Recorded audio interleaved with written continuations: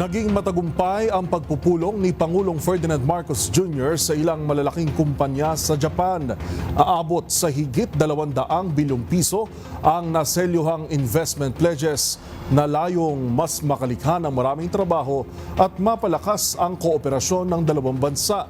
Narito ang report ni Let Narciso. Aabot sa $3.4 billion na halaga ng pangakong pamumuhunan sa Pilipinas ang nakuha ni Pangulong Ferdinand Marcos Jr. mula sa mga kumpanya sa Japan. Kasunod ito ng high-level business roundtable meeting ng Pangulo sa nangungunang Japanese business executive sa Tokyo.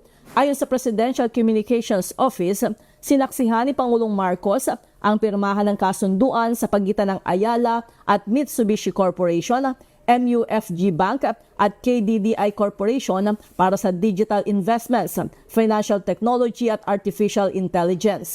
Kapag naisakatuparan, inaasahang makalilikha ito ng libo-libong trabaho para sa mga Pilipino. Magpapatatag rin ng Philippine market at local supply chains, magpapaunlad ng tourism infrastructure at magpapabilis ng technology transfer sa mahalagang sektor.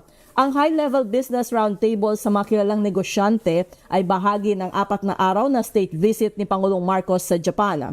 Pakay nito ang pagpapalakas ng economic cooperation sa pagitan ng Pilipinas at Japan.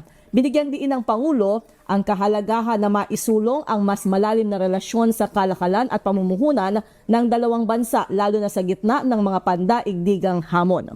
Para sa MBC TV Network News, ito si Let Narciso ng DZRH. Una sa Pilipinas, una sa Pilipino.